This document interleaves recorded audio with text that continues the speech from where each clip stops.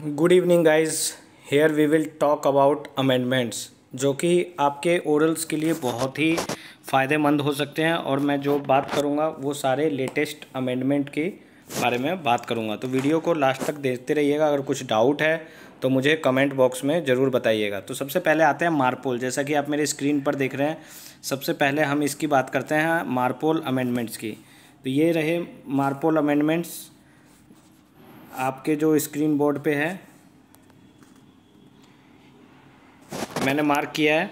Now सबसे पहला है इसमें short term measure for reduction of green house gases. तो गाइस जो सबसे फर्स्ट है वो शॉर्ट टर्म मेजर्स है for reduction of green house gases.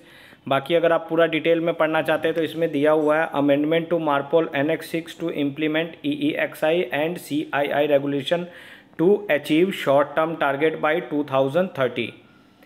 And नीचे सर्कुलर नंबर भी दिया हुआ है MEPC 32876 session 76। Entry into force 1 नवंबर 2022 से ये फोर्स में आ रहा है।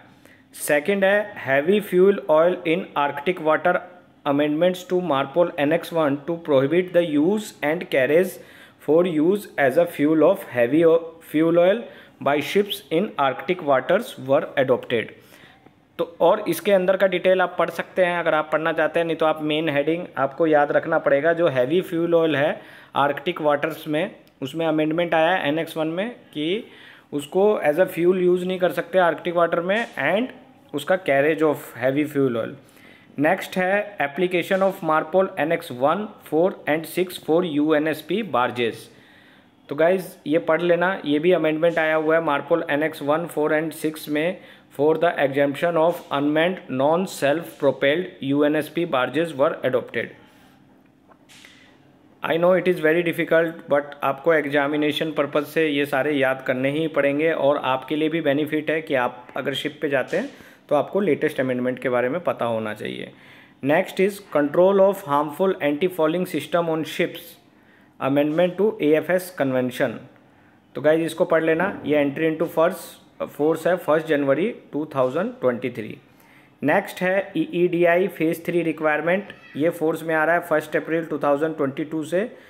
उसके बाद है reference line for large bulk carriers, ये फोर्स में है 1 अप्रैल 2022 से। फिर then 7th one is sampling of fuel oil used on board amendment to MARPOL annex 6। तो इसके बारे में आप पढ़ लेना, मैं धीरे धीरे ऊपर की तरफ बढ़ा रहा हूँ क्योंकि अगर मैं पढ़ूंगा तो पूरा टाइम इसी में लग जाएगा, एंड काफ़ी सारे अमेंडमेंट्स का हमें यहाँ डिस्कस करना है। Next is guidelines for exhaust gas cleaning system regulation 14 of MARPOL annex. तो ये पढ़ लेना आप। बीच मीन टाइम आप स्क्रीनशॉट लेना चाहते हैं वो ले सकते हैं स्टॉप करके, एंड आप उसके बारे में पढ़ सकते हैं। नेक्स्ट गाइज हम बात करते हैं बेलास्ट वाटर मैनेजमेंट कन्वेंशन। जैसा कि आप देख रहे हैं स्क्रीन में बेलास्ट वाटर मैनेजमेंट कन्वेंशन, तो इसका अमेंडमेंट आया हुआ है। इसमें बोलता है commissioning of ballast water management system, इसके बारे में हम बात करेंगे। Commissioning of ballast water management system, तो ये पढ़ लीजिएगा आप। इसको अच्छे से पढ़ लेंगे तो आपको ये चीज़ें समझ में आ जाएगी कि इसमें क्या लिखा हुआ है। उसके बाद control of harmful anti fouling system on ships, इसके बारे में पढ़ लीजिएगा। Control of harmful anti fouling system of ships क्या दिया हुआ है, क्या कहना चाह रहा है ये कंट्रोल ऑफ हार्मफुल एंड, तो ये AFS कन्वेंशन जो है ये दिया हुआ है। इसको अच्छे से आप एक बार ज़रूर पढ़ लीजिएगा, AFS कन्वेंशन क्या कहना चाह रहा है। ये कहता है control of harmful anti fouling system on ships amendment to AFS convention to prohibit the use of anti-fouling paints that contain cybertine were adopted. Entry into force 1 January 2023. Next is SOLAS। SOLAS के बारे में देखिए, SOLAS में क्या कहता है। SOLAS के ये सारे अमेंडमेंट हैं, आप पढ़ लीजिएगा। मैं धीरे धीरे इसको ऊपर की तरफ कर रहा हूँ, जहाँ पे आपको पढ़ना होगा आप इसको पॉज करके पढ़ सकते हैं, क्योंकि गाइज अगर मैं ये पढ़ने जाऊंगा तो काफ़ी वीडियो लेंदी हो जाएगा और आपको हो सकता है कि ये समझ में ना आए। तो आप इसको स्क्रॉल डाउन करके आप प्लीज़ इसको पढ़ लीजिएगा, तो आप उसके बाद एबल आंसर आप दे सकते हैं। उसके बाद ISM कोड के बारे में बात करते हैं। ISM कोड, अब ये देखिए ISM कोड बहुत इम्पोर्टेंट है, भले ही आप सेकंड मेट का दे रहे हो, चीफ मेट का दे रहे हो, ये अमेंडमेंट किसी से भी पूछे जा सकते हैं। इसमें देखिए cyber security is addressed in SMS after first annual verification of DOC after 1 January 2021। In 2015 आप पैराग्राफ 6.2 एडेड, उसमें बोलता है company to provide vessel with certified qualified and medically fit seafarers, all ships to be appropriately manned to encompass all aspect of safety operation of ships, safe manning as per IMO resolution A1047 session 27। and next जो है paragraph 12.2 added, company should verify that all ISM related delegated tasks are performed in accordance with the company responsibility under this code। Next हम बात करते हैं MLC के बारे में, जो कि बहुत हॉट टॉपिक है, आजकल सारे सर्वेयर पूछते हैं। तो यहाँ पे मैंने 2018 एंड 2016 दोनों के जो हैं वो डाल दिए हैं अमेंडमेंट। आप चाहें तो 2014 का भी कर सकते हैं, वो मैंने यहाँ लिखा नहीं है 2014 का। सो 2014 का भी आप कर सकते हैं, वो करिएगा तो अच्छा आपके लिए रहेगा। सो ये पढ़ लेना गाइज एक बार। उसके बाद IMSBC कोड के भी अमेंडमेंट है, यहाँ पर देखिएगा आप IMSBC कोड के अमेंडमेंट दिए हुए हैं।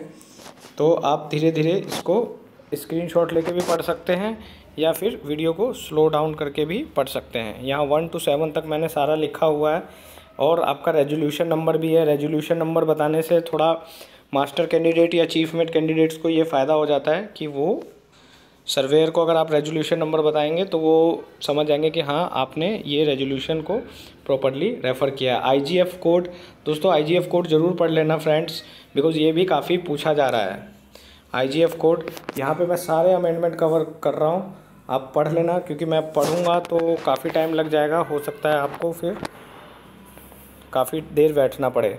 फिर IGC कोड का भी दिया हुआ है, IGC कोड का भी आप धीरे धीरे करके मैं आपको दिखा रहा हूँ। आप देखेंगे नंबर 2 पॉइंट्स हैं, दोनों पढ़ लीजिएगा। 1 जनवरी 2024 से ये आ रहा है। उसके बाद IMDG कोड का ये लेटेस्ट अमेंडमेंट है, जो कि मोस्टली पूछा जा रहा है, सेकंड मेट से भी पूछा जाता है और चीफ मेट से भी पूछा जाता है। तो IMSBC कोड का भी आप अमेंडमेंट पढ़ के IMDG कोड का भी ज़रूर पढ़ लीजिएगा। इसके 5 पॉइंट्स हैं और इसका रेजोल्यूशन नंबर भी मैंने नीचे मेंशन कर दिया है, MSC 477102। Then IBC code, after that 1988 load line protocol, तो इसका भी एक बार ज़रूर पढ़ लीजिएगा, समटाइम ये भी पूछा गया है। मेरी ये वीडियो से आपको फ़ायदा हो जाएगा, आपको एक ही जगह पे सारे अमेंडमेंट मिल जाएंगे, तो ये आपको काफ़ी बेनिफिट हो जाएगा आपका। आफ्टर डैट ISPS कोड का भी दिया हुआ है इसमें, एंड MS एक्ट का अमेंडमेंट भी दिया हुआ है। MS एक्ट का तो पूछा जाता है, मास्टर कैंडिडेट से मोस्टली पूछा जाता है, and then chief mate candidate से भी पूछा जाता है, तो उसका अमेंडमेंट्स भी यहाँ पे मैंने डाल दिया है। उसके बाद गाइज बहुत इंपॉर्टेंट है, वो है STCW का भी आप ज़रूर पढ़ लीजिएगा। मैं एक एक करके पढ़ नहीं रहा हूँ, क्योंकि फिर एक एक अमेंडमेंट का अलग अलग वीडियो बनाना पड़ेगा, एक में ही शॉर्ट में कवर कर देता हूँ ताकि आपको किसी तरीके का प्रॉब्लम ना हो। तो यहाँ पर आप गाइज पढ़ सकते हैं STCW कोड का भी अमेंडमेंट्स। सो ईज़िली आप ये सारे पॉइंट, वीडियो को थोड़ा मैं फास्ट घुमा रहा हूँ ताकि बाकी भी कवर हो जाए और आप देख सकते हैं। उसके बाद देखिए IMSAR का भी गाइज पूछा ही जाता है, स्पेशली जो सेकंड मेट कैंडिडेट है, चीफ मेट है, उनको IMSAR की नॉलेज होना बहुत ज़रूरी है। तो यहाँ से आप IMSAR का भी मैनुअल पढ़ सकते हैं, तो ये आपको काफ़ी हेल्प मिलेगा, यहाँ से आप देख लीजिएगा। एंड नेक्स्ट हम चलते हैं इंटरनेशनल लोड लाइन में भी आप इंटरनेशनल लोड लाइन का भी अमेंडमेंट यहाँ पे दिया हुआ है।